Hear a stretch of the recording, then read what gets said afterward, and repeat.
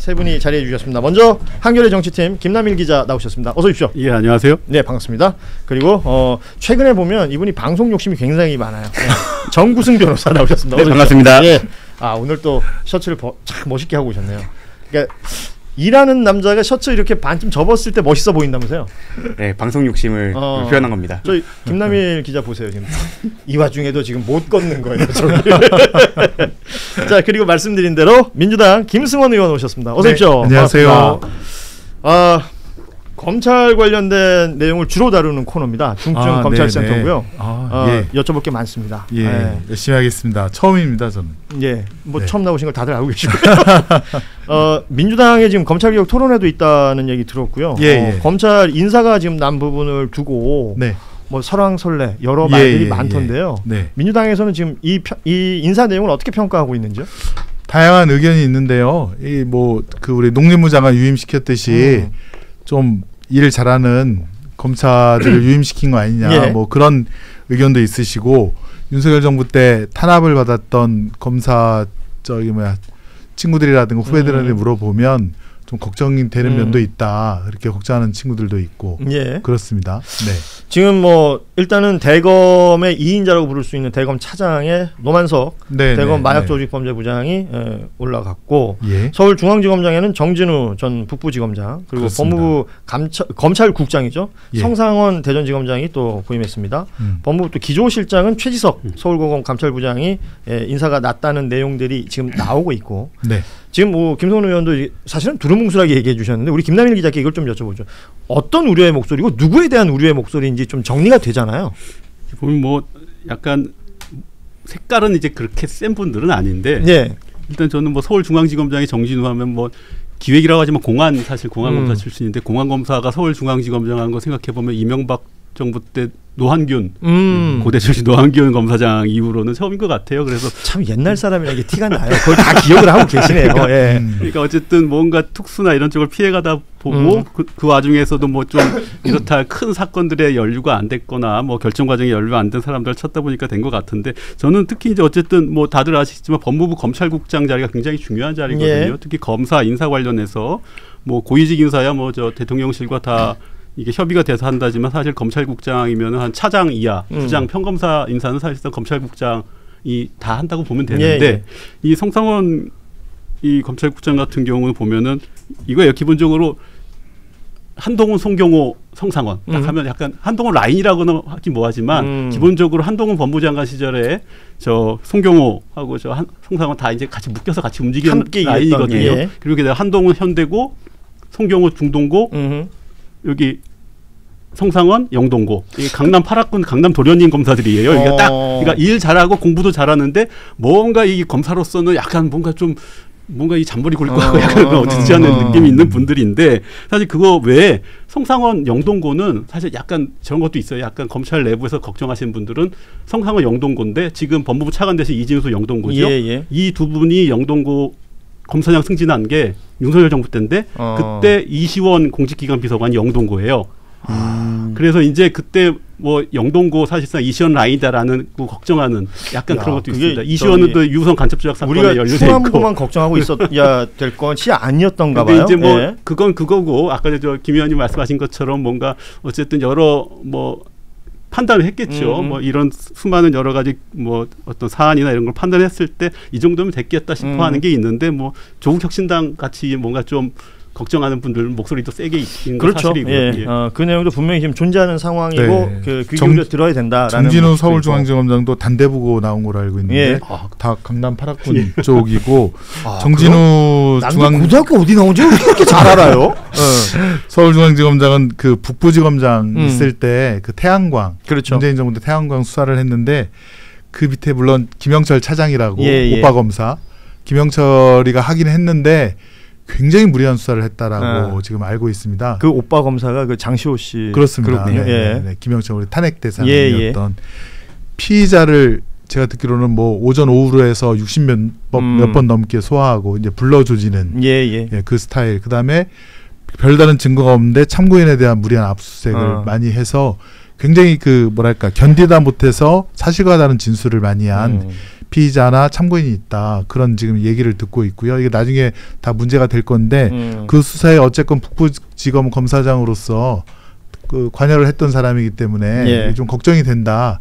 이런 얘기가 있고 다만 그래도 이게 시키는 대로 잘하는 스타일이다. 그냥 뭐 크게 색깔 없고 그냥 열심히 시키는 일은 잘한다. 그래서 어찌 보면 대세에 따른다 이렇게 볼 수 있는 건가요? 봉욱 뭐 아니면 그 이태영 민정비서관인가요? 그 두 분이 충분히 컨트롤할 수 있다. 그래서 지켜볼 수도 있는 부분이 있지 않느냐. 뭐 그런 얘기가 있습니다. 정구승 변호사는 어때요? 그 이 검찰 인사라는 게 변호사들이 생활하는데도 뭔가 지장이 있을 거 아니에요? 저희 같은 경우에는 이제 그 인사가 나면 바로 인사 배치표부터 보고 네. 저희 담당 검사님이 어떻게 바뀌었는지 확인을 하고 혹시나 모를 인연이 있는지도 확인을 하긴 합니다. 물론 도움이 되진 않지만. 혹시 저 강남 8학군인가요? 아 저는 목동입니다. 아 목동. 네, 이준석 저랑 목동 기지입니다. 야 이게 또 복잡해지네. 예. 저는 궁금한 게요. 네. 지금 민주당에서 검찰개혁 법안 내놓은 게 있지 않습니까? 예, 예. 가장 기본적으로 따지자면 검찰청을 없애고 네네. 공소청과 중수청을 만들고 그렇습니다. 이것을 견제할 수 있는 국가수사위원회를 만든다. 맞습니다. 그러면 네. 검찰청이 없어질 건데 네. 검사 인사를 이렇게 우두두둑 낸 이유는 무엇일까? 뭐 이름만 또 이제 공수청으로 바뀌면 그 앞에 다 이제 예. 공소 누구 이렇게 또 바뀌겠죠. 검찰국장이 아니라. 예. 그러니까 그런 식으로 또 뭐 예를 들어서 지금 이문정 검사가 이제 동부지검장이 됐는데 뭐 예를 들자면 검찰청이 공소청이 된다면 그럼 동부 지방 공소청 뭐 이렇게 되는 건가요? 그럼? 그렇습니다. 근데 그것도 있고 그 법안이 된다고 해서 바로 시행되는 게 아닌 걸로 알고 있습니다. 그렇죠. 예. 유예기간이 있기 때문에 1년까지 잡혀 있는 그 유예기간 동안도 계속 수사가 이루어져야 되는 부분도 있을 것이고 특히나 말씀드린 동부청 같은 경우에는 이번에 마약 그 인천 세관 마약이나 이런 부분도 담당할 수 있다고 생각 들었고 남부 같은 경우에는 그 여의도 관련한 그 관할이 있기 때문에 그렇죠. 그 대통령님께서 말씀하신 그 주가 조작하면 이제 패가망신한다라는 드라이브 남부지검에 다 예 맞습니다. 그래서 그거를 이제 좀 핵심인 요직에다가는 이제 코드 인사를 좀 하셔서 이제 그 본인들이 그 대통령님께서 말씀하신 정책의 기조를 이어갈 수 있게 하는 조치였다라고 생각합니다. 사회자께서 질문하신 건 아니지만 관련이 있기 때문에 좀 말씀을. 사실은 이제 검찰총장 인사가 제일 중요하지 않겠습니까? 그렇죠. 예, 이들을 다 제압할 수 있는 게 검찰총장인데 지금 3명이 함합형에 오르고 있는 것 같습니다. 주영환 27기, 그다음에 박세현 지금 특수본부장 29기, 그다음에 이정현 검사 28기 3명인데 또 박세현 검사는 현대고 라인이에요. 한동훈 후배. 예, 한동훈이 그 수원지검의 김유철 검사라고 거기도 현대고거든요. 현대고 검사가 많네요. 현대고가 의외로 또 권력의 좀 맛을 좀 들인 것 같습니다. 근데 이 김유철 한동훈 검사가 굉장히 그 세게 이재명 대통령과 문재인 정부까지 수사했던 사람들이거든요. 근데 박세현 검사가 함합형에 오른다는 게 조금 의아하고 두 번째는 주영환 검사가 27기인데 이 사람 또 휘문고 라인입니다. 우리가 강남 또 파라군이 많네요. 아, 자, 이거 문제 있네. 예. 교육개혁부터 해야 됩니다. 이거 제가 봤을 때. 문제 있지 않습니까? 휘문고 라인 심우정 후배. 예. 아니 심우정이 선배겠죠. 그렇게 되겠네요. 심우정이 선배겠죠. 근데 주영환 검사는 또 제가 취재를 해보니까 윤석열 결혼식 때 사회를 본 그런 또 그 친밀감이 있다. 아 그래요? 예. 그래서 지금 문재인 대통령 때 어찌어찌해서 이제 그때 기조실장도 맡고 문재인 정부 때 중용이 됐는데 윤석열 정부 때는 그래서 이제 탄압을 받았죠. 대구지검으로 좌천되고 바로 이제 옷을 벗었는데 이 사람이 검찰총장이 되면 그래도 걱정이 되는 거죠. 휘문고 라인이고 또 심우정과 같은. 아니 그 검찰 내에 강남에서 고등학교 나온 사람들 싹 빼면 어때요? 원래는 검찰 라인은 순천고가 제일 많습니다. 순천고요? 문재인 정부 때는 순천고 라인이 고위직에 많았는데요. 거기들은 다 옷 벗었고 숫자로는 대원외고가 또 많습니다. 대원외고가 이게 그 시대의 흐름 때문에 그런데 점점점 젊은 검사들일수록 특목고나 자사고 출신들이 더 많아집니까? 저희 그 명덕외고만 하더라도 그 명덕 나왔어요? 예. 법조동문회 임명록이 엄청 많더라고요. 예전에 15년 전쯤에 그 이제 대원외고 출신 이제 처음 법조 선배가 누가 서초동에서 내 밑으로 모여하면 서초동에 한 200명이 그 법원 검찰에서 모일 수 있다 할 정도로 아니 외고를 나왔는데 왜 법조인이 됩니까? 그렇더라고요. 아 이건 교육개혁이 먼저입니다. 교육개혁이 먼저. 근데 어쨌든 그 답답하네요. 검찰총장 말씀하셔서 하는 건데 검찰개혁에서 사실은 이제 중요한 역할이죠. 이 그 검찰총장이 어떤 어떤 톤으로 검찰을 갖다 이 지휘하느냐에 따라서 사실은 큰 영향을 미치는데 과거 참여정부 때 보면 사실 이제 강금실 장관 보내고 뭐 여러 가지 개혁 조치를 하려고 했는데 그때 이제 참여정부 때 제대로 안 됐던 거는 법무부 갔더니 검찰 출신 그 법무부 참모들의 그 어마어마한 페이퍼웍에 강 장관이 그만 녹아내렸다는 거 아니겠습니까? 그러니까 이렇게 일을 잘하는 사람이 있었나? 그렇게 됐고 사실은 이제 문재인 정부 때는 윤석열 검찰총장한테는 사실은 그 숨어있던 어마어마한 권력력을 몰랐던 거죠. 그러니까 제가 봤을 때는 어쨌든 저 페이퍼웍에 한번 속아보고 숨어있던 어떤 권력력에 속아보고 해서 속을 때는 다 속았으니 이제 어떤 걸 하더라도 이제 쉽게 속지는 않을 것이다. 이제 이런 것들이 아마 이제 대통령의 어떤 검찰 인사나 이런 거에도 작용했다고 보는데요. 다만 그렇다고 뭐 방심은 하면 안 될 것이고 여러 라인이라는 게 사실은 정말 어떤 공공기관이나 국가기관에서 라인이라고 하는 것들이 공공연하게 이렇게 나와도 아무도 부인 안 하는 게 사실 되게 황당하고 서글픈 일이잖아요. 예, 저는 오늘 이 방송을 하면서 검찰 얘기를 듣다가 이 고등학교 얘기를 집중하게 됐는데 사실 검사가 된 이후에 그들의 이력을 우리가 주로 보잖아요. 그런데 검사들끼리는 이 고등학교 어디 나온 거 되게 중요하게 생각하죠. 맨날 동문 모임하고 술 먹고 대학은 거의 한 몇 개로 좁혀지기 때문에 고등학교를 더 중요시하시는 분들이 계시더라고요. 계속 그 뭐 서울대 출신들 뭐 어디 출신들 이 얘기만 많이 했었는데 고등학교 이거 정리해야 됩니다. 예, 그리고 외고 나온 사람들 저 로스쿨 못 가게 해야 돼요. 저는 이미 졸업했기 때문에 괜찮습니다. 큰일 날 사람이네.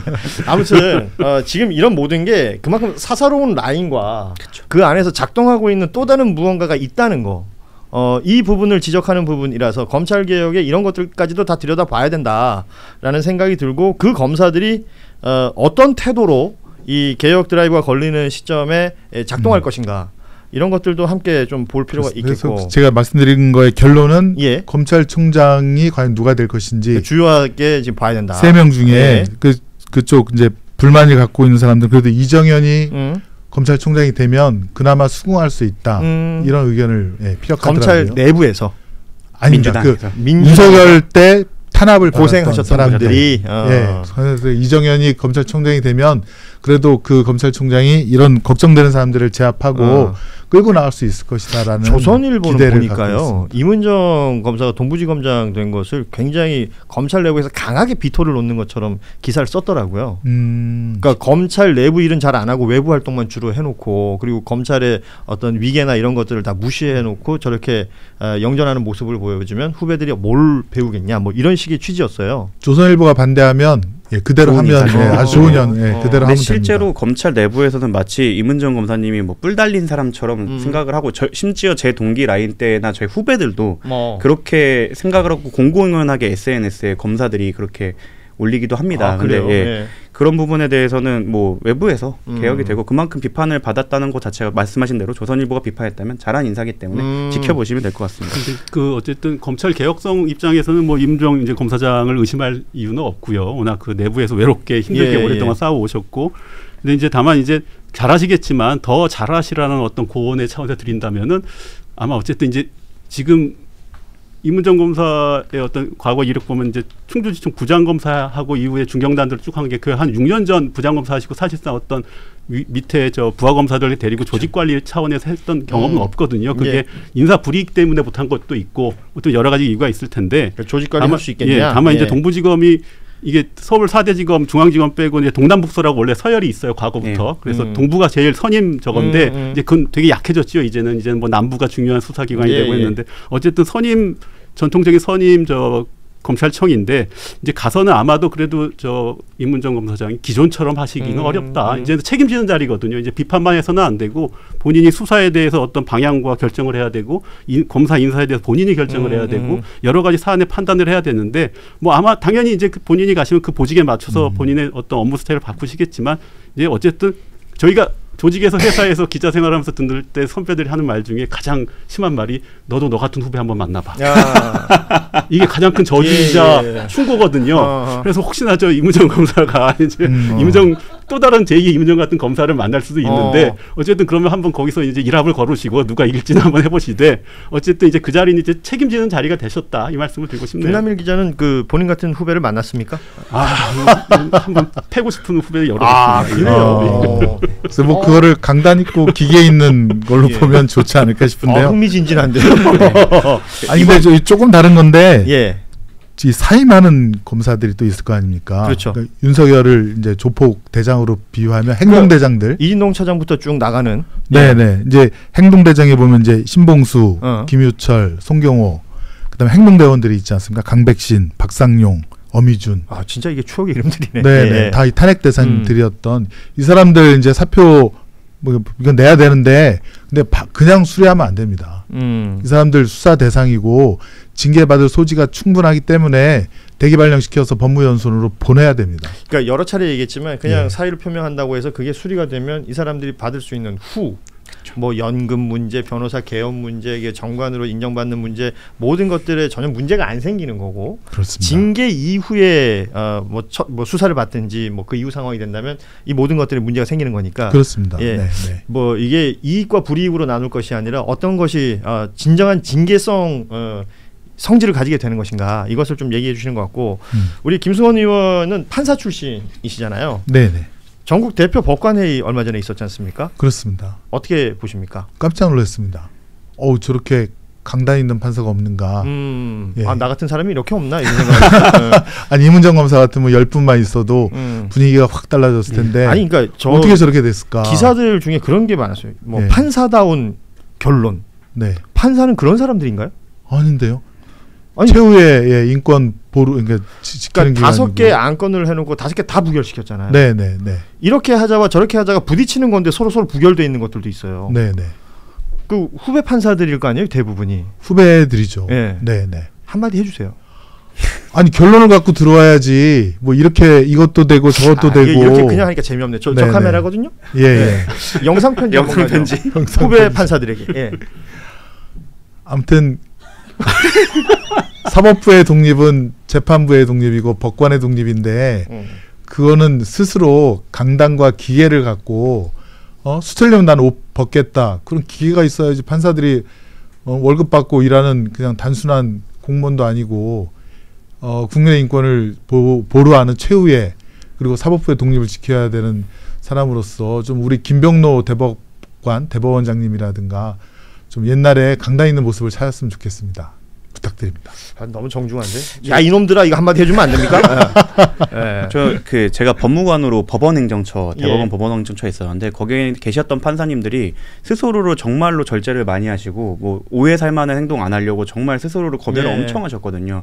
사실 이번 그 농단으로 인해서 사실 사법부에 대한 비판이 오는데 거기에 대해서도 원래 판사님들이 하시던 그 보수적이고 유보적인 태도를 유지한다면 지금까지 본인들이 자기 살을 깎아가면서 검열했던 그 모든 쌓은 공이 그냥 바로 무너지게 됩니다. 이번에는 그 판사 특유의 그 보류하는 태도가 아니라 적극적으로 나서서 좀 스스로 개혁하거나 자정하는 모습을 보여줘야 그래야 밖에서 칼이 안 들어간다. 그러니까 판사분들이 그 판사들끼리 대화 나누면 나는 한계가 있다고 봐요.